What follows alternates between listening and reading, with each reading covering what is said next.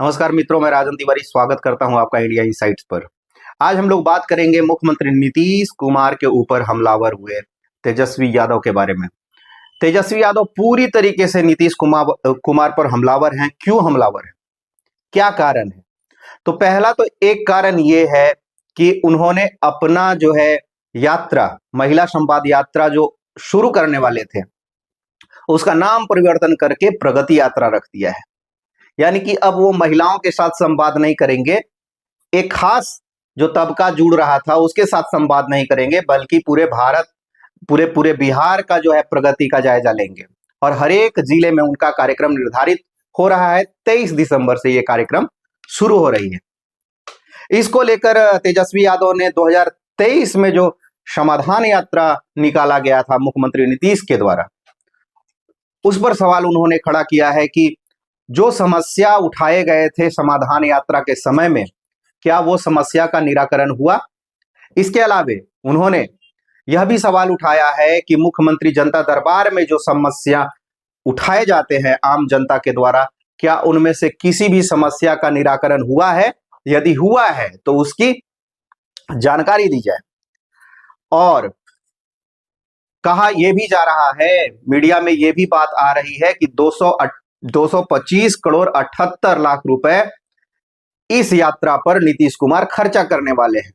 इसका भरण कौन करेगा? इसका भरण करेगी बिहार सरकार। एक गरीब राज्य का मुख्यमंत्री होते हुए नीतीश कुमार 225 करोड़ 78 लाख रुपए खर्चा कर रहे हैं। और हमारे जो युवा है वो सड़कों पर है। हमारे युवा जो है उनको रोजगार नहीं मिल रहा है। हमारे युवा जो है वो एकदम बोला जा सकता है कि बेरोजगारी के दौर में जी रहे हैं। इसको लेकर भी तेजस्वी यादव ने सवाल खड़ा किया है कि 150 करोड़ रुपए एक एजेंसी को दिया जा रहा है, पीआर एजेंसी, जो नेताओं और बड़े बड़े कॉरपोरेट हाउस की टीआरपी या टीआरपी मत ही बोलिए, ये बोलिए कि उनका जो कद है वो कद समाज में बड़ा करती है, उनका जो है फेस वैल्यू को बढ़ाती है। तो पीआर के लिए 150 करोड़ रुपए खर्च किए जा रहे हैं, जिस पर तेजस्वी यादव ने 2 दिन पहले भी और आज फिर से अपने प्रेस ब्रीफ में मीडिया से जब बातचीत कर रहे थे, प्रेस कॉन्फ्रेंस में, उन्होंने इसको लेकर नीतीश कुमार पर हमला बोला है। फिर एक बात और आ रही है कि क्या प्रगति यात्रा के दौरान शराबबंदी की भी प्रगति की जांच करेंगे नीतीश कुमार? ये तेजस्वी यादव ने पूछा है कटाक्ष भरे लहजे में। शराबबंदी जिससे कि नुकसान भी हुआ, लाभ भी हुआ। अभी हाल फिलहाल बहुत सारे लोग छपरा और गोपालगंज में मारे गए क्योंकि उन्होंने जहरीली शराब पी ली। तो ऐसा नहीं है कि शराबबंदी के बाद ही जहरीली शराब आई, पहले भी जहरीली शराब से कई बार लोग यहाँ पे मरे हैं, लेकिन शराबबंदी के बाद जहरीली शराब से मरने वालों की तादाद बढ़ती चली गई।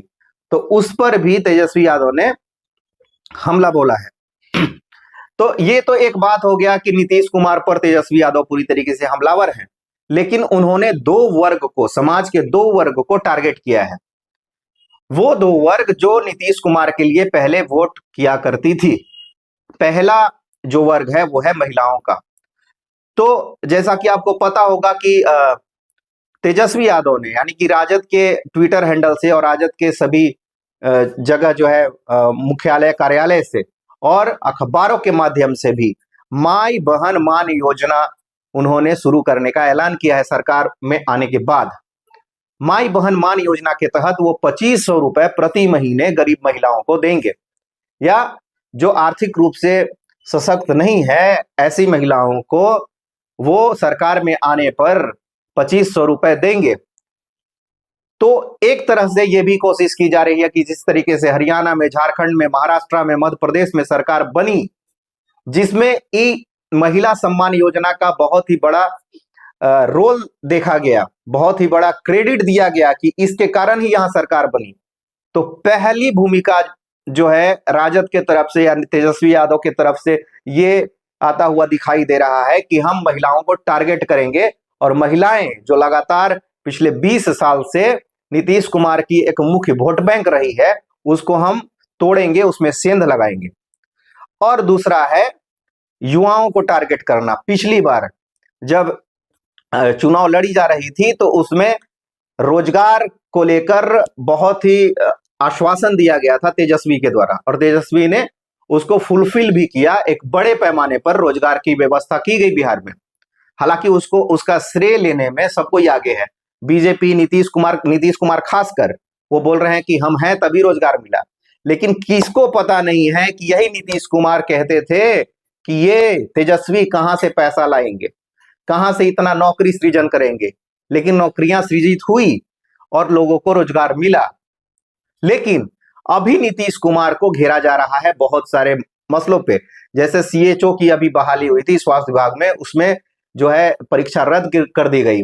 बीपीएससी में नॉर्मलाइजेशन के मुद्दे पर जो डेमोन्स्ट्रेशन हुआ, आंदोलन हुआ, उसमें तेजस्वी यादव ने रात को 11:30 बजे या 12 बजे फेसबुक पर आकर लाइव किया और उन्होंने इस मुद्दे को उठाया। इसके बाद बीपीएससी में अनियमितता हुई जिस तरीके से बाबू परीक्षा सेंटर पर, उसको उन्होंने दिल्ली के अंदर उठाया। दिल्ली में एक बड़ी मीडिया हाउस का मंच लगा हुआ था, वहां पर उठाया गया। और जिस तरीके से युवाओं को टारगेट किया है तेजस्वी यादव ने, उससे ये तो साफ दिख रहा है कि युवा और महिलाओं को लेकर तेजस्वी यादव पूरी तरीके से फोकस्ड है, पूरी तरीके से उनको वोट बैंक मानकर अपना चल रहे हैं आने वाले दिनों के लिए। और जिस तरीके से बिहार पुलिस और अन्य जो भी एग्जाम है युवाओं के लिए, उस पर जिस तरीके से मुखरता तेजस्वी यादव ने दिखाई है, वैसी मुखरता बिहार में किसी ने नहीं दिखाया है। तो महिलाओं को देंगे 2500 रुपए प्रति महीना और युवाओं को देंगे नौकरी। दो वर्ग जो है जिसकी अगर आप अनुपात लगाएंगे वोटिंग में तो करीब करीब 70% के आसपास हो जाती है। ये 70% को टारगेट करने का कोशिश किया जा रहा है। और पहले का जो MY समीकरण है उससे इतर BAAP समीकरण को साधने की कोशिश की जा रही है, जिसमें कि अगड़े भी हैं, बैकवर्ड भी हैं, पुअर भी हैं। तो एक नई तरह की प्रयोग जो है वो यहां पर दिखाई दे रही है। लेकिन तेजस्वी यादव पूरी तरीके से नीतीश कुमार पर हमलावर है और नीतीश कुमार द्वारा नाम परिवर्तन करना अपने यात्रा का, इस बात का संकेत है कि नीतीश कुमार भारी दबाव में है। और नीतीश कुमार ये यात्रा कैसे पूरा कर पाते हैं ये भी देखना बड़ा दिलचस्प होगा, क्योंकि उनका शारीरिक क्षमता वो दिखाई दे रहा है कि वो शारीरिक रूप से बहुत स्वस्थ नहीं है। भले ही वो पीआर एजेंसी को 150 करोड़ रुपए में हायर कर ले, उनके लोग जो है हायर करवा दे, लेकिन कहीं ना कहीं शारीरिक रूप से असक्षम प्रतीत होते नजर आ रहे हैं।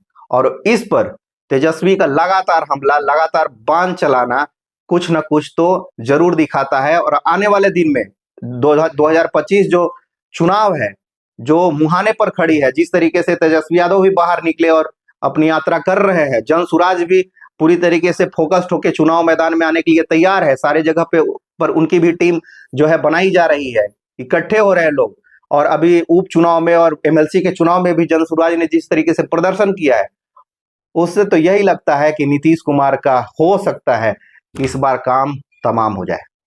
और त्रिकोणीय फाइट में हो सकता है कि जदयू को जो है बहुत कम सीट मिले, भाजपा भी ठीक ठाक सीट ला ले, जनसुराज को भी कुछ सीटें मिल जाए और जो महागठबंधन है उसको भी ठीक ठाक सीट मिल जाए।